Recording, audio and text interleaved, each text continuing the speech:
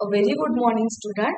Next हमारा bio macromolecule है polysaccharide. तो जैसे कि प्रोटीन था, similarly this polysaccharides molecule are also observed in the acid insoluble fraction having more than 10,000 delta molecular weight और mass. ठीक है, तो जैसे प्रोटीन्स हमें एसिड insoluble फ्रैक्शन में मिले थे, वैसे ही पॉलीसैकेराइड्स भी एसिड insoluble फ्रैक्शन में मिलते हैं। ठीक है, क्योंकि उनका मॉलिक्यूलर वेट क्या है, बहुत ज्यादा है। तो this acid insoluble pellet also has a polysaccharide। तो जो भी हमने एनिमल टिश्यूज ग्राइंड करने के बाद उसमें हमें प्रोटीन्स मिलेंगे, कुछ पॉलीसैकेराइड्स भी मिलेंगे। मतलब ग्राइंड करने के बाद, grind with chloroacetic acid, trichloroacetic acid grind करने के बाद, स्लरी मिलने के बाद जब फिल्टर करते हैं तो insoluble फ्रैक्शन में along with the protein polysaccharides are also observed, and this is again another class of the macromolecules। macromolecules मतलब ये भी क्या है, लार्ज मॉलिक्यूल है, having the molecular weight more than 10,000 delta. तो polysaccharides are long chain of the sugar. जैसे protein long chain of the amino acids थे, वैसे polysaccharides are the long chain of the sugars molecule. ठीक है, next they are the threads. They are the threads literally a cotton thread containing a different monosaccharides as a building block। मतलब जैसे कि क्या बोल सकते हैं, प्रोटीन हमने बोला था कि अमाइनो एसिड्स एक दूसरे को लगा के पूरा एक लॉन्ग चेन बनाता है, तो वैसे ही पॉलीसैकेराइड्स लीनियर चेन है, थ्रेड लाइक। जैसे कि कॉटन का थ्रेड धागा जो रहता है, उस तरीके से ये पॉलीसैकेराइड्स नंबर ऑफ मोनोमर सब यूनिट्स मतलब शुगर मॉलिक्यूल से बनते। तो नंबर ऑफ, फॉर एग्जांपल यहाँ पे एक शुगर, दूसरा शुगर, तीसरा शुगर, चौथा शुगर, इस तरीके से number of so on sugars molecules are attached with each other to form a long thread like structure और long chain। ठीक है, तो उसमें क्या क्या है, डिफरेंट मोनोसैकेराइड्स। ये क्या है, मोनोसैकेराइड्स। जैसे वहां पे क्या थे, अमाइनो एसिड्स थे, number of amino acids link to each other to form a long chain of the proteins. तो ऐसे ही यहाँ पे क्या है, मोनोसैकेराइड्स। इसको क्या बोलते हैं, सिंगल सब यूनिट्स को monosaccharide. Monosaccharide as a building block और मोनोमर। सिंगल सब यूनिट्स को मोनोमर बोलते हैं। यहाँ पे in case of the polysaccharide single monomer को क्या बोलेंगे, monosaccharides. Monosaccharides is a single subunit, और इसको ही बोलेंगे बिल्डिंग ब्लॉक। बिल्डिंग ब्लॉक, ठीक है, building block of the polysaccharides. तो इसका एग्जाम्पल है सेलुलोज। अभी हम पॉलीसैकेराइड्स के कुछ एग्जाम्पल्स देखेंगे। तो सब फर्स्ट एग्जाम्पल है सेलुलोज। तो cellulose is the homopolymer. Homopolymer तो हमने प्रीवियस लेक्चर में डिस्कस किया था। There are the two types of polymer, one is homo, second is the hetero. Homopolymer is made up of the similar type of the और single type of monomer. Single type के monomer होंगे, जैसे one single type एक जैसे ही monomer होंगे, तो उससे बनने वाला पॉलीमर को बोलते हैं homopolymer. Homopolymer means the polymeric polysaccharides. Polymeric polysaccharides means more than one monomer से जब बनेगा तो उसको पॉलीमर बनते हैं। ठीक है, पॉलीमर बोलते हैं। तो सेलुलोज क्या है, it is a polymeric polysaccharide. Polysaccharides means, poly means क्या होता है, different, more than one. Poly means more than one saccharides, एक से ज्यादा सैकेराइड्स, एक से ज्यादा सैकेराइड्स बनके जो पॉलीमर बनेगा उसको बोलते हैं polysaccharides. Consisting of only one type of the, only one type of monosaccharide. और यहाँ पे only one type of monosaccharides कौन सा है, ग्लूकोज। मतलब glucose glucose glucose glucose glucose के सारे सब यूनिट्स एक दूसरे को कोवेलेंटली लिंक होंगे और एक जो पॉलीसैकेराइड्स बनेगा, that polysaccharide is known as cellulose. Specifically उसको बोलते हैं सेलुलोज। तो cellulose is the homopolymer. Homopolymer means made up of the only one type of the monosaccharides. Only one. Homopolymer means consisting of only one type of monosaccharides. और वो one monosaccharides कौन सा है? Glucose. Mono means क्या होता है? Mono means single, single saccharide unit. यहाँ पे कौन सा है? ग्लूकोज। तो एक मोर देन वन ग्लूकोज, एक से ज्यादा ग्लूकोज एक दूसरे को अटैच होकर एक लॉन्ग चेन बनाएंगे, उसको हमने पॉलीमर और उसको ही बोलते हैं पॉलीसैकेराइड्स। और यहाँ पे उसका स्पेसिफिक एग्जाम्पल पॉलीसैकेराइड का, यहाँ पे एक से ज्यादा ग्लूकोज मॉलिक्यूल अटैच है तो उसको पॉलीसैकेराइड्स बोलेंगे, जो मॉलिक्यूल बनेगा। लेकिन ये स्पेसिफिकली किसका एग्जाम्पल है? Cellulose. Cellulose is the example of polysaccharide. Polysaccharide का फर्स्ट एग्जाम्पल है सेलुलोज। ठीक है। और सेल्यूलोज क्या है? It is a homopolymer. Homopolymer means एक जैसे सब यूनिट्स होंगे उसमें, और सब यूनिट कौन सा है उसमें? ग्लूकोज। तो number of glucose molecule are attached to form a homopolymer, that is cellulose. ठीक है। Next, starch is again homopolymer का एग्जाम्पल है। It is a store house of the energy in the plant tissue. जैसे cellulose, ये हमें पता है कि जो भी प्लांट सेल वॉल होती है, प्लांट की जो सेल होती है उसके ऊपर जो आउटर मोस्ट कवरिंग होती है cell wall, which is made up of the cellulose, जो सेलुलोज से बनती है। तो cellulose is homopolymer and similarly starch is also homopolymer. But here starch is, अभी वहां पे सेलुलोज का फंक्शन क्या था? स्ट्रक्चरल सपोर्ट प्रोवाइड करना प्लस मैकेनिकल सपोर्ट और maintain the shape of the cell. Here starch is the store house of the energy. Energy को store करके रखता है in the form of starch. जो भी एनर्जी है वो स्टार्च के फॉर्म में प्लांट सेल के अंदर टिश्यू में प्रेजेंट होती है। ठीक है। Cellulose is present in the cell wall of the plant and starch is present in the plant tissue as a store house of the energy, as a store house of the energy. तो first हो गया cellulose, second हो गया starch, again a polysaccharide, homopolysaccharide. Third है हमारा glycogen. Glycogen it is the animal. यहाँ पे glycogen is a store house of the energy in the animal. Animal के अंदर ग्लाइकोजन के फॉर्म में एनर्जी स्टोर होती है। जैसे प्लांट सेल में स्टार्च के फॉर्म में एनर्जी स्टोर होंगी, और in case of the human, human में जो भी मसल्स होते हैं तो मसल्स में ग्लाइकोजन, मतलब इन बोल सकते हैं एनिमल टिश्यूज में। ठीक है। एनिमल टिश्यूज, जैसे प्लांट टिश्यू में starch as a store house of the energy, और in case of the animal tissue the glycogen act as a store house of the energy. ठीक है। Glycogen store house of the energy करके store होता है। Again it is the type of the polysaccharide, cellulose, starch, and here third example is glycogen. Glycogen is again the polysaccharide. Inulin is a polymer of fructose. Inulin is again a polysaccharide और किससे बनेगा? Consisting of the fructose subunit. Number of fructose subunit, जैसे cellulose में sugar molecule attach होते थे, starch में भी sugar मतलब ग्लूकोज मॉलिक्यूल, शुगर मतलब वही ग्लूकोज। सेलुलोज में glucose, number of glucose molecules थे, स्टार्च में भी नंबर ऑफ ग्लूकोज मॉलिक्यूल्स थे, और यहाँ पे ग्लाइकोजन में भी नंबर ऑफ ग्लूकोज यूनिट्स थे। All are the example of homopolymer. सब के सब किसके एग्जाम्पल है? होमोपॉलीमर की। Means consisting of only one type of the monosaccharide that is glucose. तो कौन से थे? Cellulose, starch, glycogen. ठीक है। ये सारे के सारे किससे बनेंगे? ग्लूकोज। किससे बनेंगे? सॉरी,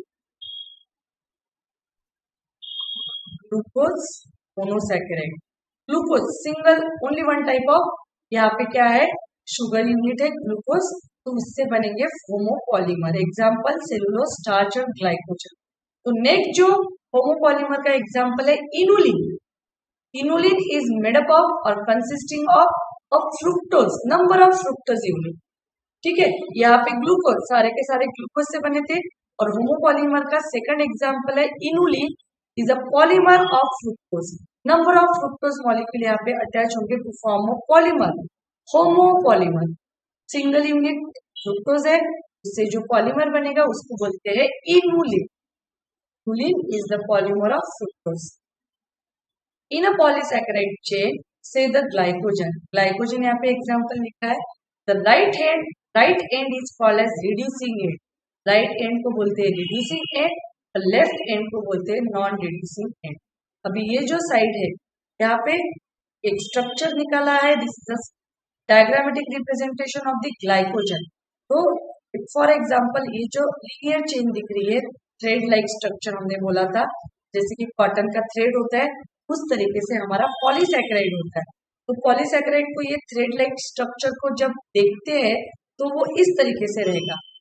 ये this is a glucose unit, glucose unit. तो glucose is a 6 carbon compound, 6 carbon compound इसलिए उसको हेक्सोस कहते हैं, हेक्सोस। 6 कार्बन कंपाउंड रहेंगे, 1 2 3 4 5 6 कार्बन का कंपाउंड। ऐसे ग्लूकोज यूनिट एक दूसरे को अटैच होंगे। तो उसका जो राइट एंड है, this is a right end, right end. ठीक है, this right end is known as reducing end, reducing end. और उसका जो लेफ्ट एंड होता है, this is a left end. For example CH2,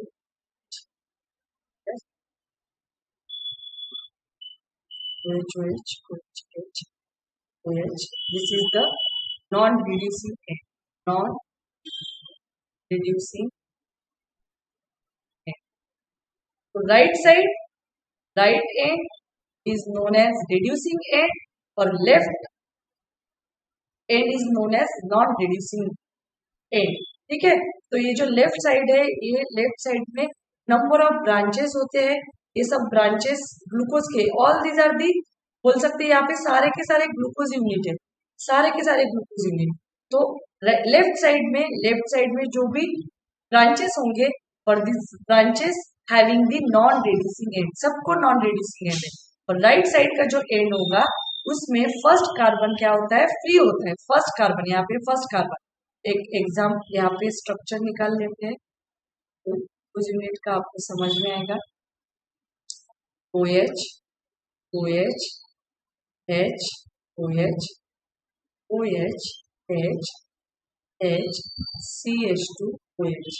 तो ये first carbon, second, third, fourth carbon, fifth carbon, this is the six carbon. तो ये जो फर्स्ट कार्बन जो होता है वो फ्री होता है। ठीक है, तो ये फर्स्ट कार्बन का पे एक एक शुगर यूनिट ऐड होते जाएगा। जैसे यहाँ पे एक शुगर यूनिट ऐड हो गया, वापस से एक शुगर यूनिट ऐड होगा। फर्स्ट कार्बन पे क्या हो रहा है, शुगर यूनिट ऐड हो रहे हैं और वो चेन बढ़ती जाएगी, जो भी लॉन्ग चेन होगी वो बढ़ते जाएंगे। तो जो फर्स्ट एंड होगा, फर्स्ट कार्बन है, फर्स्ट कार्बन पे नेक्स्ट शुगर यूनिट ऐड होगा, नेक्स्ट शुगर यूनिट ऐड होगा। तो इसलिए जो भी राइट साइड का एंड है उसको रिड्यूसिंग एंड बोलते हैं, क्योंकि वहां पे एक एक नए नए शुगर यूनिट ऐड होते जा रहे हैं और लेंथ जो है, चेन की लेंथ क्या होती जा रही है, बढ़ती जा रही है। तो राइट साइड में न्यू शुगर यूनिट ऐड होते जाएंगे at the first carbon of that sugar molecule. That's why right hand और right end is known as reducing end, left end is known as non reducing end. ठीक है, तो this is an example और the diagrammatic representation of the glycogen made up of the sugar unit present in the animal tissue has act as a storehouse of the energy. The starch form a helical secondary structure. अभी क्या कौन से हो गए, cellulose हो गया, starch हो गया, ग्लाइकोजन हो गया, इनुलिन हो गया। अभी स्टार्च हमने क्या बोला था, it is a store house of the energy in the animal plant tissue. तो स्टार्च का स्ट्रक्चर, स्टार्च कैसे होता है, helical secondary structure. Helical means भी फॉर एग्जाम्पल लीनियर स्ट्रक्चर, मतलब एक थ्रेड है, एक हमारा धागा है, वो एक सिंपल स्ट्रेट लाइन में होगा। अभी ये धागे को हम हेलिकली अरेंज करते हैं, मतलब ऐसे हो जाए, इंस्टेड ऑफ लीनियर, ये जो धागा है ये धागा इस तरीके से क्या होता है, अरेंज होता है। ठीक है, instead of linear this chain बोल सकते हैं, स्टार्च की जो लॉन्ग चेन है, it form a helical secondary structure. वो इस तरीके से क्या होगा, फाइल होगा, मतलब अरेंज होगा, अरेंजमेंट। एक तो लीनियर रहेंगी, नहीं तो हेलिकल रहेंगी। This type of arrangement is known as helical arrangement. Helical, जिस तरीके से हमारा फोन का जो वायर होता है, टेलीफोन का जो वायर होता है, वो कैसे फाइल होता है। ठीक है, तो उस तरीके से स्ट्रक्चर होगा। मतलब इंस्टेड ऑफ द लीनियर, जो भी पॉलीसैकेराइड है नंबर ऑफ सब यूनिट से बनता है, तो instead of straight line this long chain form a helical structure. वो इस तरीके से अरेंज होते हैं। ठीक है, इस तरीके से अरेंज होगा एंड इसको बोलते हैं सेकेंडरी स्ट्रक्चर। इसको हेलिकल को क्या बोलेंगे, secondary structure. And in fact a starch can hold iodine molecule in the helical portion. Helical portion होने की वजह से ये आयोडीन मॉलिक्यूल क्या करता है, होल्ड करके रखता है आयोडीन मॉलिक्यूल। ये लीनियर मॉलिक्यूल जो है वो are unable to hold the iodine molecule. Linear जो भी पॉलीसैकेराइड्स होंगे, लीनियर पॉलीसैकेराइड्स, जो भी पॉलीसैकेराइड का स्ट्रक्चर लीनियर होगा, that polysaccharides is unable to hold the iodine molecule. But कुछ पॉलीसैकेराइड का स्ट्रक्चर ये हेलिकल होता है, तो हेलिकल स्ट्रक्चर होने की वजह से आयोडीन मॉलिक्यूल इजीली क्या होता है, बाइंड करके रख सकते। ठीक है, can hold the iodine molecule in helical portion and the starch I2 is blue in colour. तो आयोडीन मॉलिक्यूल होल्ड करने की वजह से वो स्टार्च मॉलिक्यूल स्ट्रक्चर, जो भी आयोडीन मॉलिक्यूल अटैच है स्टार्च के अंदर, तो वो ब्लू कलर के दिखते। ठीक है, due to the presence of iodine molecule. Iodine molecule presence मतलब उसमें प्रेजेंट है, इसके वजह से starch blue in colour, appear blue in colour. And cellulose does not contain the complex helix. अभी लीनियर स्ट्रक्चर यहाँ पे सेलुलोज का है, cellulose, cellulose having the linear structure and starch having the helical structure. Both are the homopolysaccharide. दोनों के दोनों ही single monosaccharides मतलब glucose से बनेंगे, बट सेलुलोज लिनियर स्ट्रक्चर में है और स्टार्च हेलिकल स्ट्रक्चर में है। तो हेलिकल स्ट्रक्चर की वजह से आयोडीन मॉलिक्यूल बाइंड होगा, इसलिए स्टार्च ब्लू इन कलर में दिखता है। और सेलुलोज लिनियर होने की वजह से आयोडीन मॉलिक्यूल इसमें बाइंड नहीं होगा, और आयोडीन मॉलिक्यूल बाइंड नहीं होगा तो वो ब्लू कलर का दिखेगा नहीं। Can not hold the I2 and therefore, और I2 क्यों नहीं बाइंड हो रहा है उसके अंदर, क्योंकि उसका स्ट्रक्चर कैसे, लीनियर है। लीनियर स्ट्रक्चर होने की वजह से iodine molecule can not hold. और plant cell wall are made up of the cellulose. अभी हमें पता है प्लांट की जो सेल वॉल है वो सेलुलोज से बनती है, और जो भी पेपर से, पेपर ये प्लांट से बनते हैं। तो plant cell wall are made up of the cellulose और paper made up of the plant pulp. Plant हम कट करते हैं, जो भी न्यूज है उसके कट करेंगे, उसको उसका एक स्लरी बनाएंगे, पल्प बनाएंगे, उससे पेपर बनते हैं। तो अभी प्लांट के सेल वॉल सेलुलोज से बनेगी, और जो भी वो सेल से बनने वाले जो भी पेपर्स होंगे उसमें सबसे ज्यादा क्या होगा, सेलुलोज होगा। The paper made from the plant pulp and cotton fibre is a cellulosic. Cellulose content उसमें ज्यादा होगा। प्लांट के सेल में जो सेल वॉल होती है उससे बनेंगी, सेलुलोज से बनती है। इसलिए जो भी हमारे पेपर से, जो प्लांट से बनते हैं, प्लांट के पल्प से बनते हैं, कॉटन फाइबर से बनते हैं, are rich in the cellulose में रिच होगा, ज्यादा सेलुलोज का कंटेंट उसमें प्रेजेंट होगा।